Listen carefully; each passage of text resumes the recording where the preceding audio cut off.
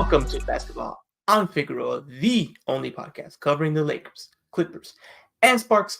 I'm your host, Edwin Garcia. Joining me today, as usual, is Dar-E-N Viziri, a.k.a. Dime Dropper. Dime, Sparks-centric podcast happening right now. 2-4, that's where the team is. Two questions for you. One, how you doing? And two, so far from the Sparks, 6 games in, what are your thoughts? I'm doing all right, and I'm doing even better when I watch the Sparks play, though. I will say it's been an absolute joy, and right now I am at the Intuit Dome, but I think now that we're back in Sparks season, we got to go back to Staples Center. Hey, we're back at crypto. There we go. Yep, that's what will be this summer here and there. I still haven't been to a game so far, but I was not in town for the Wings game or the Fever game. But, man, I have thoroughly enjoyed watching these games so much. It's kind of funny that the Sparks are like right now everything that I want from the Clippers. A team that's has 2 top picks that they're building through the draft, and it just feels awesome to be able to be here for Cam and Rakia's story from day one, watching every game, and you already see the signs of amazing players, especially in Cam's case. It's just the foul trouble, but I know we'll get into all that, but just it's been so fun watching them play because win or lose, I'm invested in the development of Cam and Rakia. And obviously, we've been competitive in every game. As I've always said in the premise of this show, I still enjoy, I enjoy women's basketball. I enjoy basketball, period. And this is the highest level of women's basketball on LA team. I'm really enjoying it. It's a breath of fresh air. I like them more than the Clippers right now. Not even close. Yeah, for me, again, we're going to get into so much of it as we go through the games. And today we're just going to go through the last 3 games, the 2 Fever games and the Wings game, and then we'll kind of be in our regular schedule, heating up every game coming up in the coming weeks. Yeah, I agree with most of what you said. Obviously, it's a fun team. I think last year's team was technically on a talent level better, but this year's team's a funner team to root for because you kind of understand where they're at. They're young. They got a couple key pieces that are young and developing. And I'm still kind of getting away from, hey, the result might not matter because it's more about the long term, while still kind of hoping, hey, can they sneak into like a bottom playoff spot? We'll see. Maybe that's just, wishful thinking. But like you said, a lot of this is more about how's Cam doing? How's Brink doing? The system Kurt's putting in. How are the other players adapting to it and things of that nature? But it's definitely been fun. And like you said, yeah, even the games they're losing, it's not like they're getting destroyed and you're like, man, this isn't even fun. It's like, no, they're right there. They're in it. They're learning. One of my favorite Lakers teams, as funny as it is, even with a franchise like that has 17 championships, and I've seen like 5 or 6 of them, in my life. The Lonzo years, those baby Laker teams, they were fun for that reason. You were watching them grow up. You were watching, even Pat Bev's pushing Lonzo. He's responding back. You were watching them grow up. I remember the Lakers beating the Warriors when they had KD in them. And for us, that was like our championship. And for them, that was just like a December game. It didn't matter. And we were like, come on, let BI win this game. Like, it means so much that we can beat a good team, And there is something nice about those kind of beginnings. And that was our team. Those were our players, We drafted BI, we drafted, Kuz and Lonzo and Hart and Caruso. And it was like, there's a little bit more invested when it's like that versus just, bought off the store shelf. Even though that's great too. I've seen teams win both ways. At the end of the day, I want to win.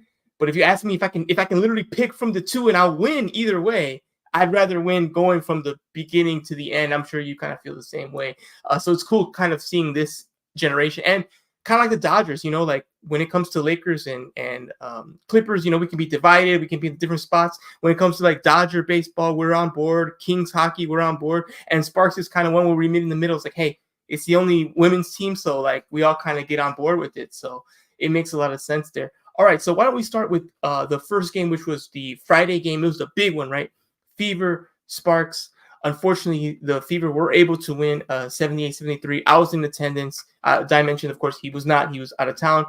19,103. It was sold out. More than any Lakers game, more than any Clippers game. It broke all these types of records. Like I said, I was lucky enough to be in attendance. You definitely felt the energy was up, right? Like there were more people there just in general. It wasn't just the fans. It was the media was there. It was a packed room. We were in a different room. We were in a bigger area. And I was like, oh, okay, that's what we're doing. Like Fox was there, ESPN was there, Times was there. Everyone was present. That was just like it was a Lakers playoff game. It was like everyone who matters is here. So I'm like, okay, the energy's up there, and I think you could feel the energy in the crowd, energy from the replay. I watched, the feed afterwards, and you could definitely tell like the energy was up, the energy was high up there.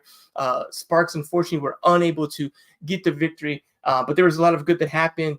I think they did a good job, at least in the early parts, defending Caitlin. So much talk about Clark, and I know she gets it both ways, right? I mentioned that everyone wants attention until they actually get attention, and when you get that attention, the lights are going to shine bright. And when you play bad, people are going to be loud, and when you play good, they're going to be loud. So it's all loud. And I think this game was an interesting one for Clark. One, she got her first win, which was great for her and her development and for the Fever, but they contained her pretty well. She was awful those first 3 quarters, especially offensively. She was still, getting some assists here and getting some rebounds and helping in other ways. It wasn't like, take her off the floor. But I mean, she was like 2 for 8 from 3. Or I think she was 0 for 8 actually, or 0 for 7, something like that. It was really bad from 3 most of the game. But she was just good enough. And she was good when they needed her to be, which is classic like star, when you're a star is not having a good night. Hey, when can I be effective? And at the end, if it's close, can I kind of muster up the ability? And she definitely did. She hit 2 huge threes, kind of pulled away.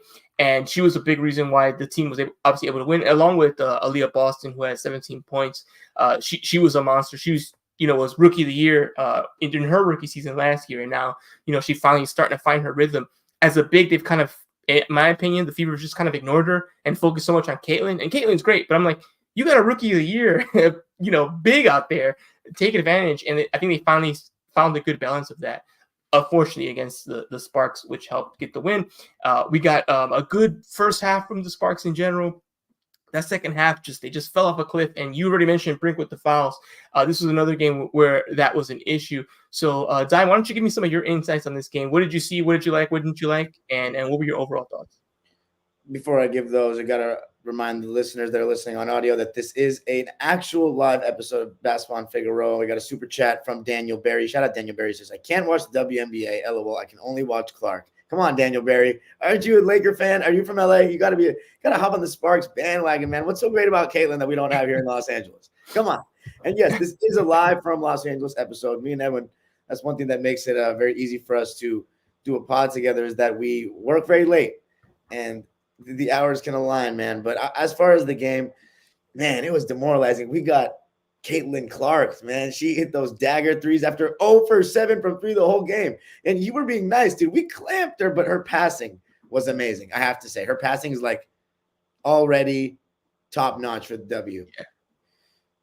Aaliyah Boston, it was unfortunate that, she had her best game of the season against us. So best game so far, at least at that point, against us.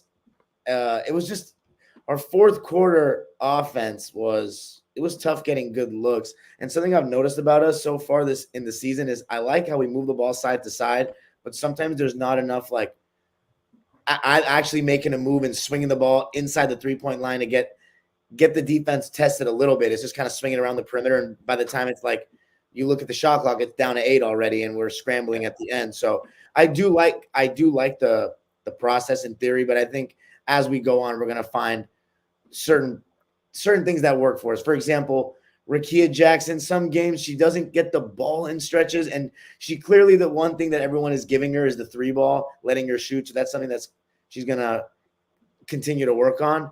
But she clearly is very talented inside the arc, and like within 12 feet when she catches the ball, she makes things happen and she garners attention.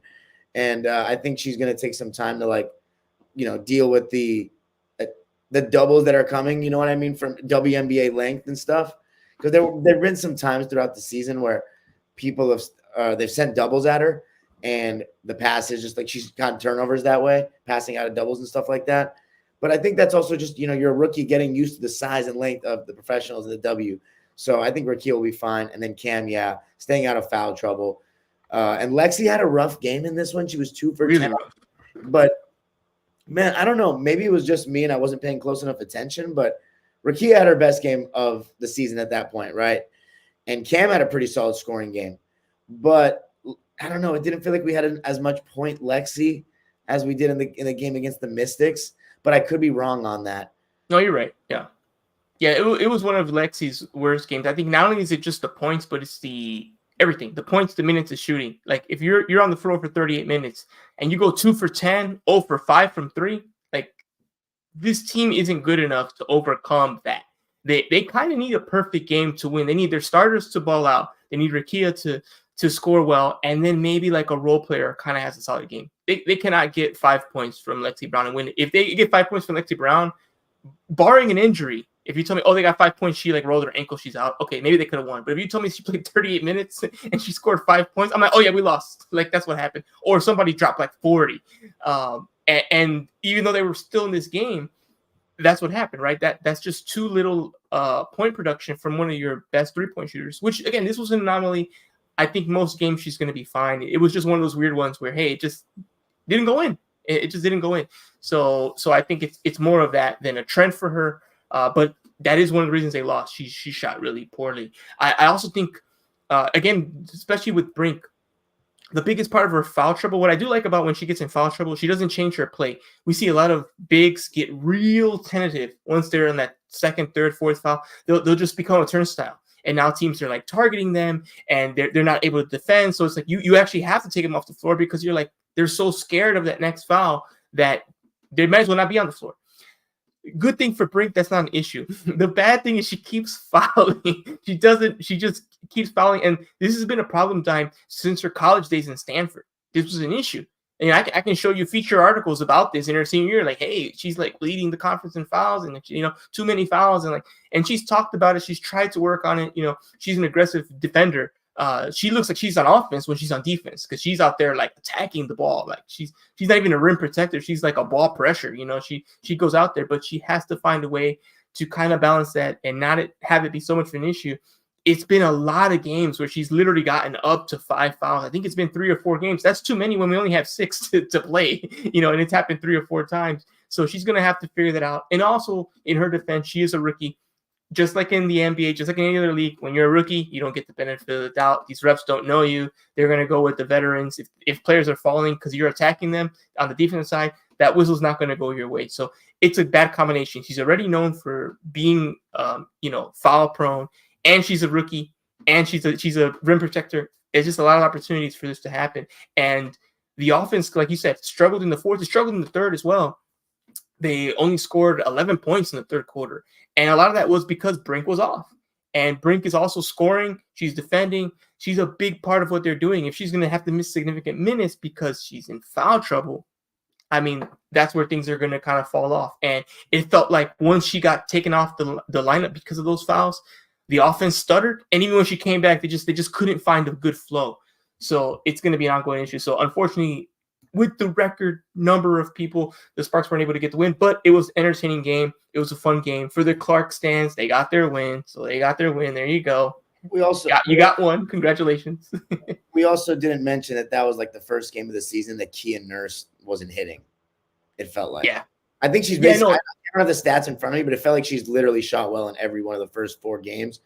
The first 3 games. And then this one, 2 for 11, 0 for 7 from 3. So you're starting backcourt, shoots 0 for 12 from 3. That's tough. And then Cam with the foul trouble, as you said. 28 points and a half is not going to get it done. That's terrible.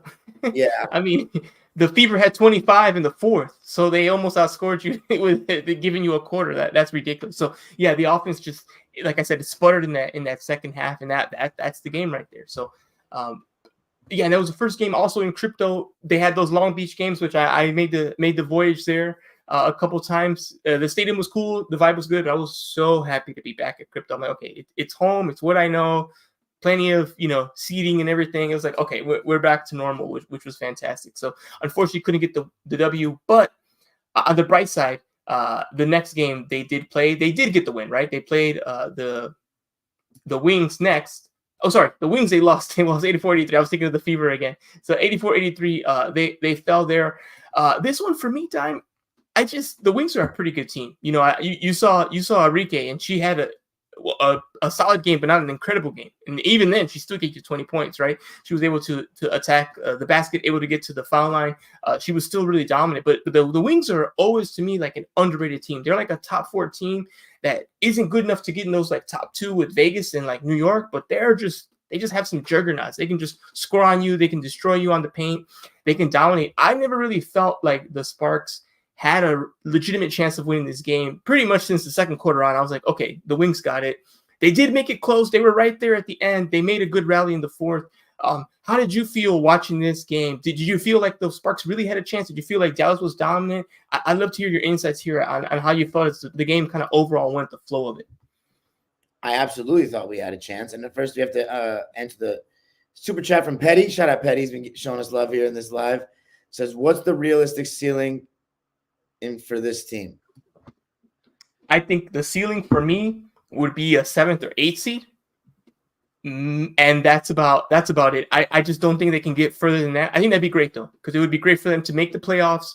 Even if they get slaughtered by one of those big teams, hey, get that experience. Go play against, like, title contenders and like learn what it's like to play in that environment. So I think that's the ceiling for this team. Anything higher than that is just too tough. The league's just it's a weird league because there's a lot of parity, but there's also a lot of gaps in between. You could be like 2 teams away, and that could feel like forever because it's teams like Dallas who will probably be a 5 or 6 seed, and you saw how good they were. So I think that's probably the ceiling. Anything more than that, I think is just too much too soon. They're still a very young team. They're going to lose a lot of games like this, right? 1-point games, 3-point games, 5-point games. I say all the time, good teams, they find ways to win those games, and young/bad teams find ways to lose. And that's why you've seen a lot of these games where it goes the other ways because they're not experienced enough to close teams out, to rally back and finish it off. They're going to lose a lot of those kind of like 50-50 games. They're probably going to go the other way. And I'm sure when we look at the season at the end, you'll be like, man, they could have won like 8 more games. And it's like, yeah, but they're kind of young. That's what happens with young teams. So I think that's the ceiling. Dime, so far, a couple weeks in, what do you think the ceiling for this team is?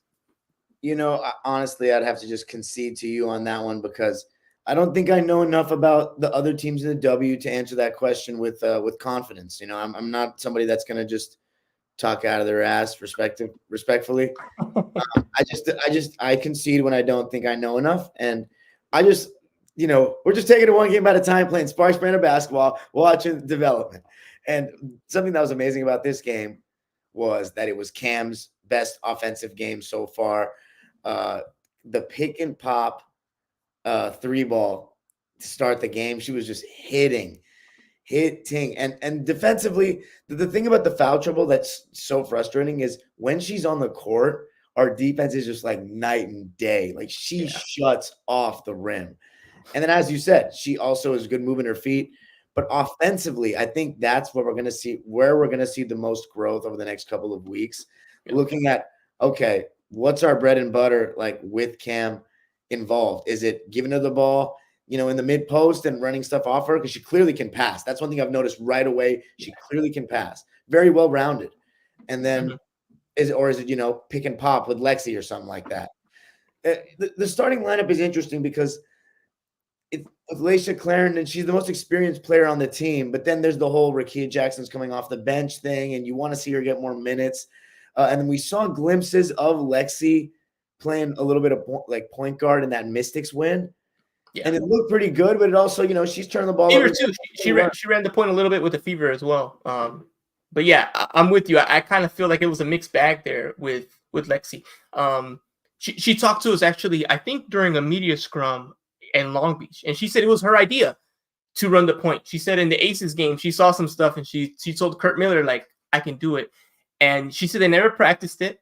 She's ran it before, like in high school, and I think she was supposed to run it in college, but she said like the lineups just didn't make sense for her to do it. But she knew she could do it. And then Kurt gave her the chance. He's like, mid-game, he was like, all right, go run the point. And so far with Lexi at the point, it's like a mixed bag. Like you said, I see some turnovers, I see some potential, and it opens up some different opportunities for like rotations and like how you can, move players around. But I'm just not sure about it. Like I'm a little nervous. I'm like, I don't know if this will work, but I've seen enough to feel like, okay, we can maybe give it another week or so and then see if there's enough to be like, okay, that's an option. Or should that be like only in a weird scenario when we want a certain lineup, to have it out there. Leisha, you mentioned her as well. Like she's experienced, but I think she's a little bit slower. I'm just not sure how I feel. Obviously, right now she's out with a head injury, so I'm not sure if she'll be back for the next game. But I'm sure she'll be back. In general, it's like a day-to-day thing. I don't think it's a long-term thing.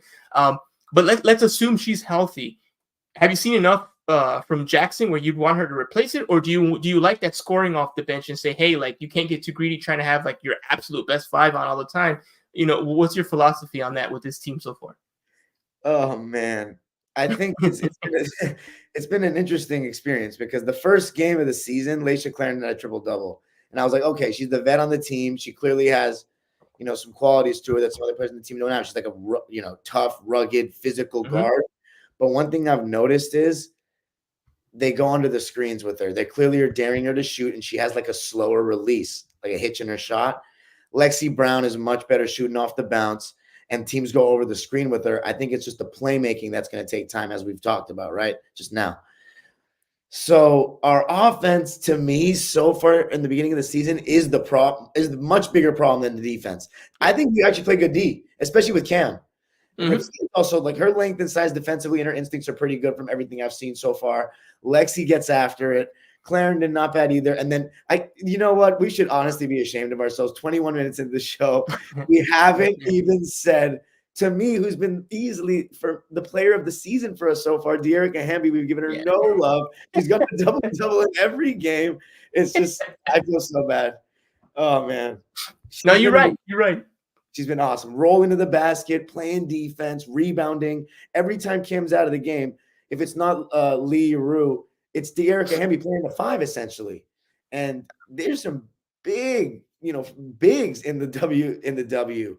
We don't have that many. It's just Lee Rue, Cam, and Hamby basically as our bigs right now. And Hamby's like a big forward to me from what I've seen. Yeah. No, I agree. She's more like a. I think she'd be a really great four, but has to kind of play more five here. And yeah, you're right. It's ridiculous we didn't talk about her, but you almost take Hamby for granted, right? Like it's like Brink and like Jackson are like the new toys, and you're like, ooh, look at this, and then Hamby's like, I'm actually the one producing. Like, no offense to those, but I'm a walking double. She's been absolutely sensational. If you look at her like Basketball Reference Dime, I don't even know if she's had a double-digit season before. She's gonna crush all her. I'm gonna look it up real quick. She's gonna crush all her records because before she was like a really, really good off the bench player, and that was kind of her role with the Aces because they also were stacked. And yeah, I'm looking here. I don't think she's ever had double-digit points in a season before. And this year, obviously, she's gonna crush that. Yeah, she had 13 in 2020, so that was her highest, and she had a couple 11s in between. But I mean, right now she's averaging 20, so it's like night and day. So there, she's gonna yeah. How many rebounds? How many rebounds? Yeah. Before in her career, she averages like 6, and she's at 12.7 right now. So yeah, it's all gonna be there. Now she could always do that. It's just the Aces were so deep, they kind of had her as like the 6th woman kind of role. So, but she had injuries before. She went through a pregnancy last year. They didn't even think last year they thought she would come in around the mid-season mark. Dime, she didn't miss a game. Like 7 months after giving birth, she was already like playing. She went to training camp. It was ridiculous. We were all like, how is this like physically possible? So that lets you know what kind of player she is. She's been that player, but this year she's definitely going to have, her best year ever. She might win most improved. I think she's probably going to get an all-star selection as well. So everything's going Hamby's way.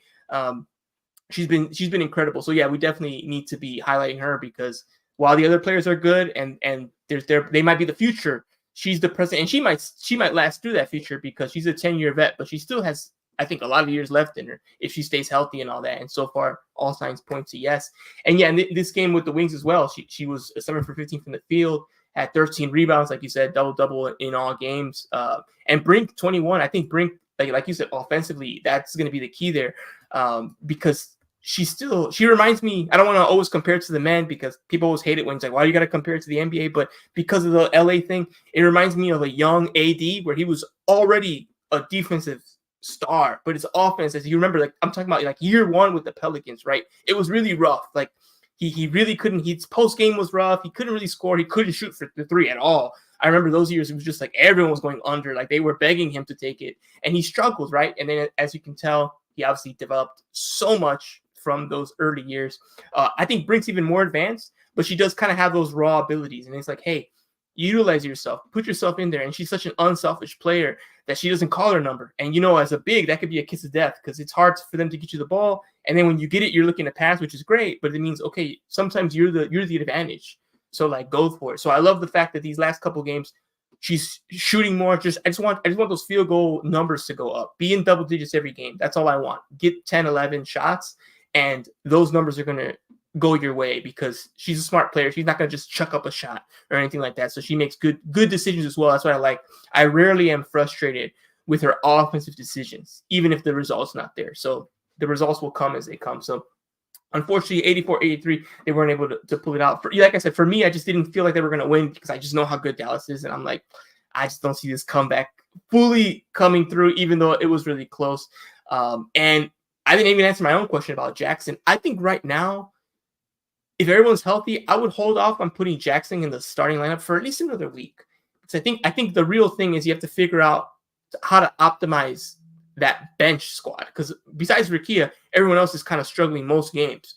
So I think Kurt Miller has to figure out how many minutes does Zaya Cook get? How many should McDonald get? How many should Lee get?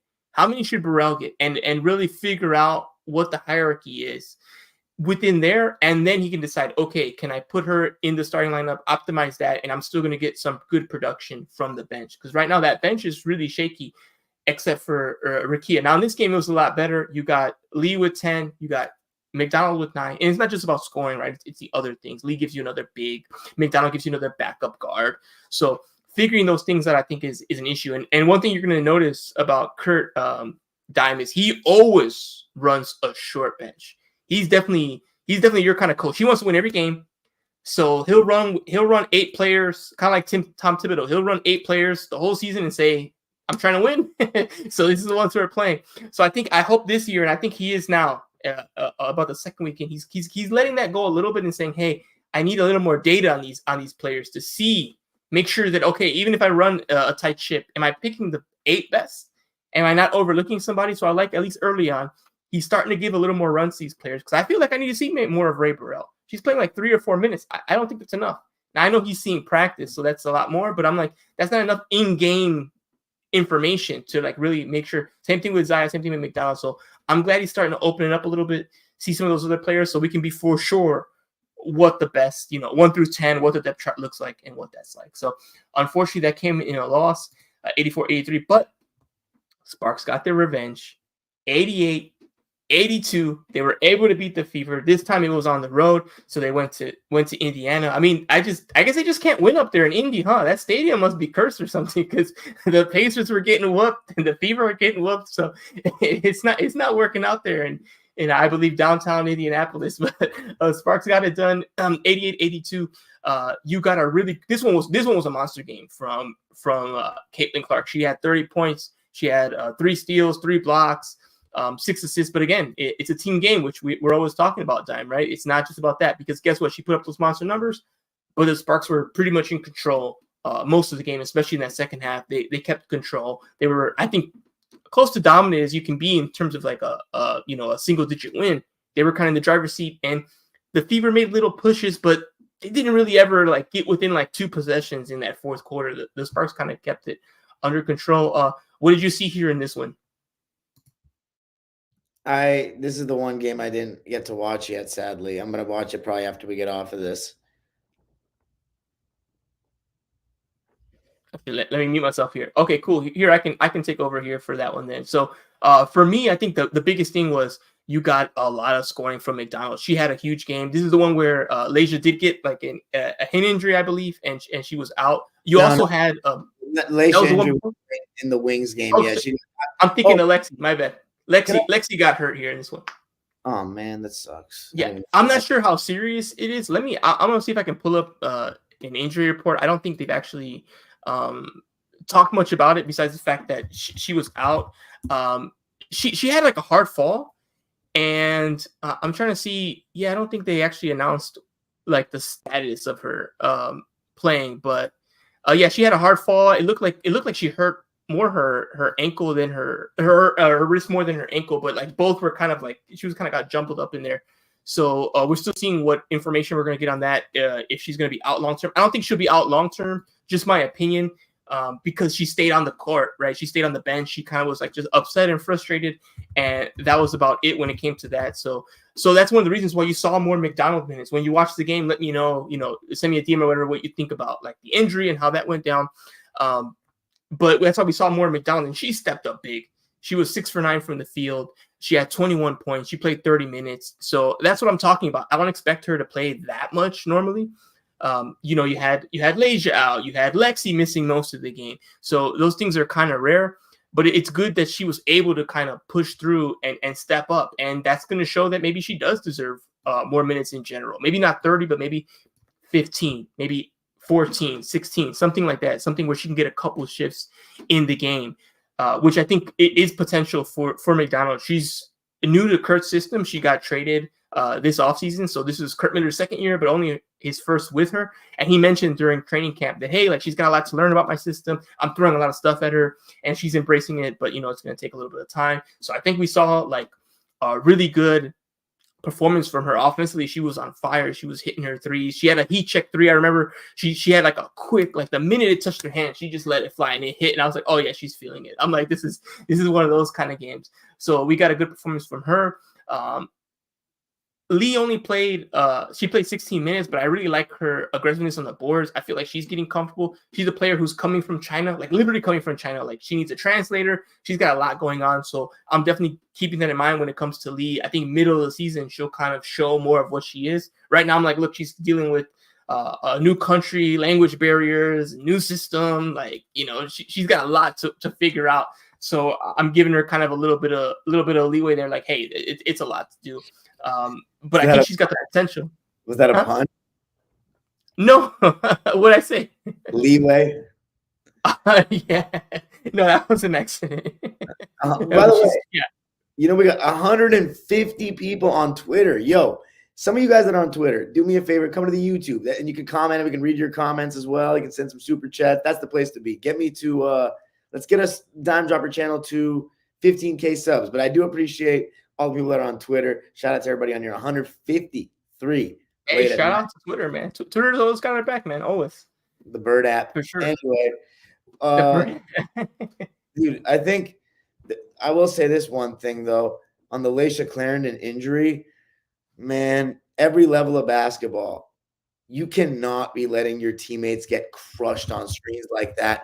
You have to talk. Did you see Laisha screaming at Cam after one of them? And I think she probably said talk, and Cam said, I did. I called it or something. I said it. But, man, clearly not loud enough because she got crushed twice on screen. Yeah. I just felt really bad for her and ended up literally injuring her. So every level, ladies and gentlemen, talk on screens, talk on the basketball court. Why teams win nothing. And also, Rakia Jackson, this is what really pissed me off, though. Second half of that Wings game, she started the second half, like going back to that conversation. She started the second half, and I don't even remember how long. There was possessions on possessions that she didn't even touch the ball, and we are struggling to score. And she clearly is a good one-on-one player. I just think that's, I hope for to not see that going forward because, come on, we got to develop our future stars right here. That's right. Yeah, no, I'm 100% with you. Yeah, and like I said, I've just been searching through is anything on Lexi, but there's no info yet. I have to wait to see when there's media availability to ask. But I think it'll be fine. Like I said, hopefully it is. One thing I noticed about Jackson that I wanted to ask you, Dime. How do you feel about her as like a full player? Because I feel like right now, one thing I notice is she's getting buckets. But those rebounds, assists, like the other aspects of the game, defensively, I think she gives a good effort. But how do you feel about the other tools in her bag? Right now, I feel like she's just a bucket getter, kind of has tunnel vision in that way, but isn't doing the other things that are important to like winning. What's your opinion on that? Well, I think that let's just start defensively. This is a good conversation, actually. Let's just start defensively. I think she's been fine. She's actually been good, in my opinion. She's got great size, great length, plays the passing lanes well. And it's extremely. How tall is she, by the way? Like she looks really tall. I think she's like 6'2", something like that. Okay, look it up. You can see it. Obviously, I'm assuming Cam, when she was on Podcast P. By the way, that was a great listen. Cam was super like outgoing and open with everything. So that was, you get to really see her personality for anybody that's like interested in Cam or the Sparks. Cool to see like the potential future face of your franchise or soon to be face of your franchise doing that kind of stuff. As far as Rakia, though, no, the reason why I brought that up is because Cam said she's like going to bulk up and stuff, or that's the big thing for her. Rakia is also pretty like thin. I would assume that that's in the cards for her as well. But when she gets that, I think she'll be fine rebounding. I haven't personally noticed her getting crushed on the glass individually, like, Rakia should have boxed out there or something like that. But I'm going to pay more attention to that now that you've asked me that question going forward.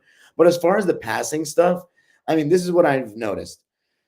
She's the type of player that is going to create passes and assists by the attention that she's going to garner as like a one-on-one threat. So the more reps that we get her one-on-one, teams are going to start sending, doubles and help. And there have been games where teams are sending help when she's like got it, below the foul line or something. But that's what I was saying earlier. I've noticed that she's turned the ball over. She's been turning the ball over in those situations because, again, she's getting used to the length and size and athleticism of WNBA players. So the only way she's going to get better in that regard is getting your reps there. And then right now I've noticed that they're letting her like shoot the ball from the outside. That's something that the scouting report is clearly saying, like, go under screens, So she's not necessarily like a movement shooter or anything like that. So when the ball's not in her hands, there is a possibility that maybe she isn't helping you too much right now. But that's why you got to get her the ball and I think let her play a little bit more, because it seems like, when she catches the ball in space, when she gets downhill, she does that like really great like deceleration and uses her foot, great footwork like that herky jerky like Euro step. Yeah. She slows down beautifully and like she has, I don't know, with both hands, good touch around the basket. So, and she has that little one-legged fade as well when she's within like 10 feet. There's just a lot of potential there. So you just got to get her more reps in one-on-one situations to me. And then I think she'll become a better playmaker. The fact that she defends, that's the one thing that's good enough for me. You know me, I'm all about defending. Yeah. I only watched because I rewatch most games, kind of like I do with the Lakers. I actually don't like, not that I'm trying to like get the clout for it, but I'm like, I pretty much rewatch every game at least twice. I watch it live, and I usually watch it the morning of, before I start writing. For the Sparks, I've kind of kept the same schedule. And one thing I noticed, I was rewatching the games the other day, kind of more from the Brink perspective, where I'm like kind of watching her movement, but I was watching also the Rakia possessions, and I started noticing them. I'm like, and then I looked at the stats and I'm like, oh snap, you're getting like 1 assist and you're playing like 28 minutes. I'm like, what's going on here? And then I noticed that those were the things I kind of noticed, was like, not that she gets tunnel vision because she does the right play, but when she sees she has the advantage, she goes there and I'm like, okay, but there isn't like, she's just not as much looking for the pass and looking to do those things. While compared to Brink, she kind of is doing both. She's able to attack, and then if she sees a collapsing defense, she's better at like passing to open shooters on the wings and on the corners than Jackson is. And again, like you said, it's going to come with time. The defense, the attention's there, the desire to be good enough to like not like get yelled at or like taken off because you're getting killed is there. She's got size. I just checked that she's 6'2", so a decent size, especially for her position. And then, yeah, it's not something where I'm like, oh, she's awful, this is bad, like it's a weakness we're going to have to just deal with. Nothing like that. But it's just something, again, she's getting a great grade from like being a rookie and being 6 games into her professional career. But it's one thing I noticed. You're really good at this. You're really good at scoring. The rebounding numbers, I want to see you kind of crash the boards a little bit better. And then assists, I just want to see you kind of look for those players. And again, they're still figuring things out. There's even some plays, if you go rewatch, the vets have to yell at them like, oh, you're going to be here. Like, you're supposed to be slotted there. And like, little stuff like that they're figuring out. What game was that's the communication. What game was it that you were watching that you say you were looking at her in the 28 minutes? For Rakia? Yeah. I believe it was the Fever game. The one that just happened? Yeah. Okay, I'll pay attention. I'll pay close attention when I watch that game. Yeah, and if you rewatch the first 2 games, if you rewatch the first 2 games, you see them talk about the communication. They're communicating a lot on offense because you could tell they were a little like not sure, and they had to double check. Oh no, you're supposed to go there. You're supposed to go there. So those things are works in progress, especially for the young players. You'll see a lot of times Lexi and Leisha kind of almost yelling at them like, hey, you gotta be here, like that was your screen, like you gotta relocate, like you didn't relocate. So again, these are things that are work in progress. They'll get there. It's just a matter of, especially as one thing that I think I know Dime, but maybe other people don't think about is the difference between like the knowledge and execution, that's like the biggest thing. Because like you and I know those things too, but if you put me on the court, I'm also gonna look lost because I just can't do it as fast as it needs to get done, right? Like I just my brain cannot process, my body can't process what my brain understands, and the same thing happens for them. It's just that they can actually reach there once they get comfortable. So that's why they need those reps. That's why they need that time on the court. And you're gonna see mistakes now that hopefully as the season goes on, they'll clean up. As the season goes on, she'll see those passing lanes. She'll be like, oh yeah, I know players gonna pop up here. They're gonna move a little more to the left. They'll be open in the corner if this player drops. Like here's the the extra pass I can make. But it's something that I think Ricky has to work more on. And I think it makes sense too, because I believe in Tennessee, she kind of was just like the player and didn't have to play that role, adjusting to that role. Compared to Brink, she's kind of playing the same role she played at Stanford. The dominant big, the rim protector, and, go get your buckets, be aggressive when you can. It's kind of the same thing. Jackson's coming off the bench. She wasn't doing that much at Tennessee, right? And things like that. So it's also adjusting to those new roles and then fighting to get those bigger opportunities as they come. All right, so let's go ahead and wrap up here with the upcoming games we have. Only have 2 heading into. I believe we'll be able to do a Monday pod. We'll see how. Because I think regardless, the NBA Finals won't be started, and I think I expect the Mavs to kind of get things done. Don't you agree? You don't think the Mavs are going to get it done? Hold on. Let's do NBA real quick. No, they're going to get it done in 6 games. So you think they're going to lose at home? Wait, no. The Timberwolves are playing Game 5 in Minnesota, and they're going to win. And snap. Mavericks. Oh, you're right. We're only 4 in. I forgot. You're right. Okay, so you think the Mavs are going to? Okay, so they're going to drop another one. That's right. Okay. I mean, you never know, but I'm sure. I'm going to go with what I want at this point, and that's for the series to be extended, and then they'll solidify their status as the best Timberwolves team ever in terms of the furthest that they've ever gone. 6 games. That's true. Yeah, that's because the other what year was that they went 5? Yeah. I think I actually have a picture. Anyway, it doesn't matter. It's fine. Yeah, I think I have a KG picture of him in that playoff run actually. But yeah, so okay, cool. So we'll see. I think we'll be able to do it Monday because we have the 2 Spark games we have before Monday is tomorrow. Actually, we have Spark Sky. That's going to be at 5:00. So Dime, I know you don't know too much about like the entire league, but obviously the Sky are a decent team. They're kind of I think a slot above the Sparks in terms of hierarchy, but they're kind of not too far away.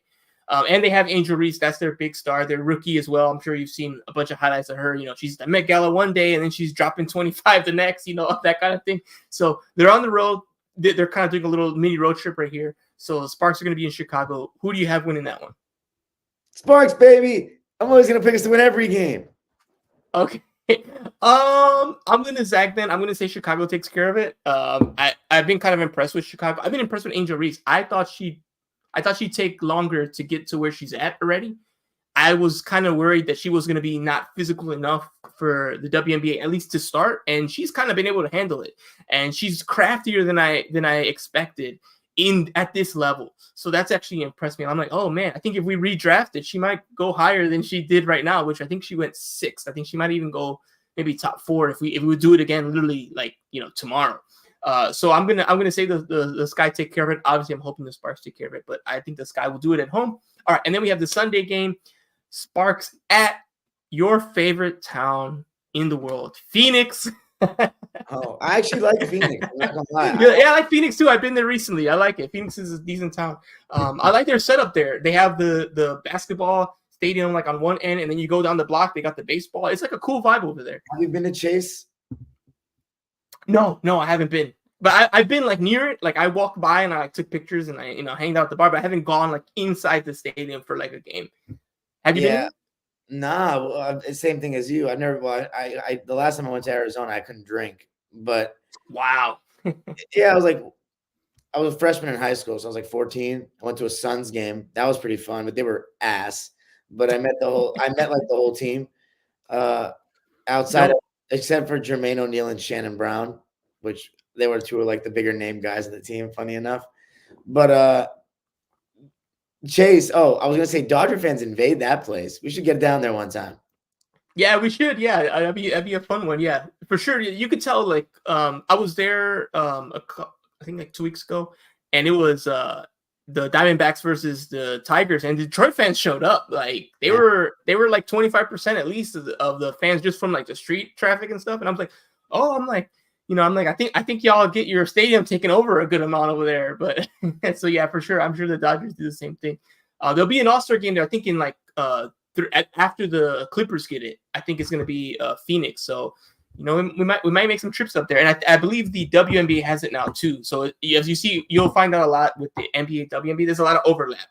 When the WNBA does something, a couple years later, the NBA is likely to do it because that's kind of how they work on that stuff. So anyway, Sparks will be there in that very area playing Phoenix.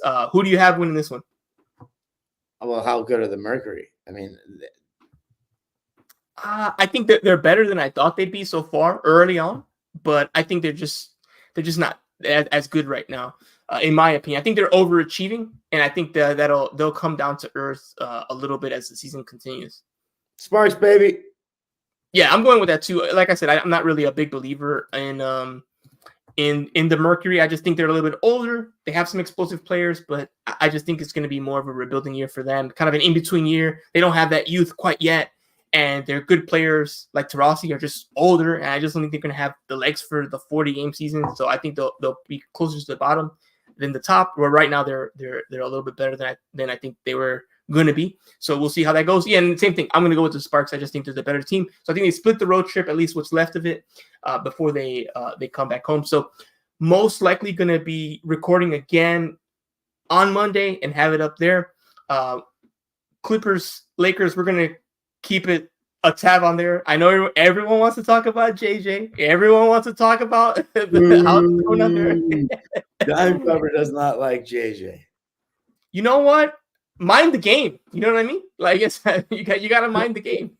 LeBron carries him on the pod. He's going to carry him on the sidelines. And he's going to carry the Lakers to another championship. 18, one more than the Celtics, because they are not going to beat Kyrie and the greatest ball handler in the world. You gotta let me get my agenda off, Don. This is how I survive through the day. I have to believe these things are true. Well, the Celtics thing of them losing could very well be true. It could be true. If Tatum is going to choke like he always does when the games matter the most, yeah. Who? Tatum? Yeah, we'll see. I'm actually rooting for Boston, Edwin. I didn't, I shouldn't have come to this, but and it's gonna. Yeah, go ahead. I mean, you're more of an Angelino than I am, but I feel like that's grounds for like a suspension or something. You know what I mean? Like you can't rooting for the Celtics. I mean, rooting very lightly. I get you're more on the Clippers side, but I mean, come on, that green is disgusting. You know what I mean? It's just so nasty. Green is actually my favorite color, but. Just not this. I mean, the C's green is they got some pretty green over there, but I'm still a Clipper fan. We don't really have a beef with the Celtics. I will say I don't like the Pats. And I don't root for Boston, even though the Red Sox. Come on, man. No, I don't like the Red Sox really either, but I don't really hate their guts. I am a little bitter about that World Series, especially because I was over there. Like I went to school there. So like I do love that Massachusetts has always been really good to me. All the people there have always been really good to me. And UMass changed my life, so I have to give them that. But I don't root for their sports teams because the rivalry, though, if we're talking about Boston and LA sports, it is really just rooted in Lakers and Celtics, if we're being real. Mainly, but there have been a few scenarios, right? We had the Super Bowl a couple years back, right? Yes, yeah, so there's the Rams and we haven't even had the Rams for that long. But that was when we had them. When we had them back in the day, did we have a rivalry with the Pats? No, I don't think so. They also weren't that good, minus that little blip in the 80s, So I don't think there was really anything there. Yeah, I just have a lot of agendas riding on this, and I don't know if I want to see Luka win a ring, and then the Mavs winning a ring. There's a lot of reasons. It's just I'm gonna have to listen to my friends be really annoying. That's the thing that's gonna suck. See, if the Lakers win or the Celtics win, I have to hear it. So like that's the problem. With Dallas, I might not have to hear it, but there's a lot of things I don't like. Edwin, there's a lot of things I don't like. I get it. I know they go against your basketball ideologies. I get it. They don't play as well on defense. Luka complains a lot. Luka does complain a lot, but I will say this about Luka. LeBron James and Luka, to me, are that 1% that can play that everything revolves around them offense, and they'll still just get you great at shots. But they have to obviously have help, and Kyrie Irving and the rest of the guys is that help. But to number one to play that way, like you're making that one guy make so many decisions.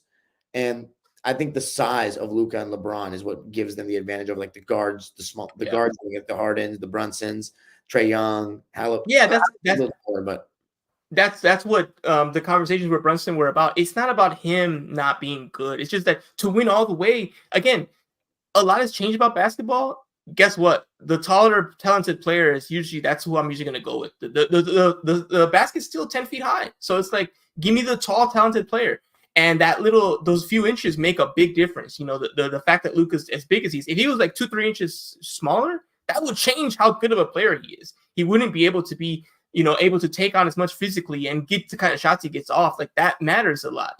So I'm with you on that. And yeah, I think Luka. There are certain players that kind of break the basketball rules, and Luka's one of them. LeBron's one of them, where, things that typically are true for like 80-90% of all basketball players, they don't apply to them, and they have exceptions. That's the same reason why Isaiah Thomas was able to win a title. Exceptions, right? He was an exceptional player with the right system. It's very rare for that kind of player to do it, but he got it done. So we'll see what happens there. Like I said, we'll still probably record on Monday, and hopefully you guys join us. Should we also give a shout out? I mean, Ty Lue did get extended. That's some kind of news. No, yeah, for sure. Ty Lue got extended. I had to write about that this morning. And unfortunately, that takes him off the running for the Lakers. It was a long shot, but from a Lakers perspective, we were hoping y'all would let him go and he could come here and we could have a coach that we know can do the job. Instead, we might be going with a coach that we don't know can do the job. Oh my God, we're gonna get cooked. I know that that's what we're leaning into it already. You see me and Golden Knight and Petty. We're like, hey, you know what? I was literally Googling like JJ Redick basketball highlights, trying to make a montage. Like we're hyping him up. Like, that's what we got to do. Yeah, you know where he had his best years? Yeah, I'm aware. At Duke, baby, let's go. Yeah, that's true. He was a good Clipper in the regular season. I'll tell you that. Well, hey, again, he's gonna coach now, not play. We're not asking him to go out there and like be a stretch. Sure, get him off ESPN and all these places. Is he gonna still do his podcast as a head coach in the NBA? Is that even? I don't think he can. I'm not legally. I'm not sure. I know obviously players do it. I know he's not gonna do it. There's no way they're gonna go on like a 3-game losing streak. And he's like, "All right, LeBron, how are you doing today?" He's like, "I'm doing great." LeBron is one thing, but I mean like the old man of the three. Like is the guy coming to an end? I think all that stuff has to come to an end. I don't think he can do it. Good.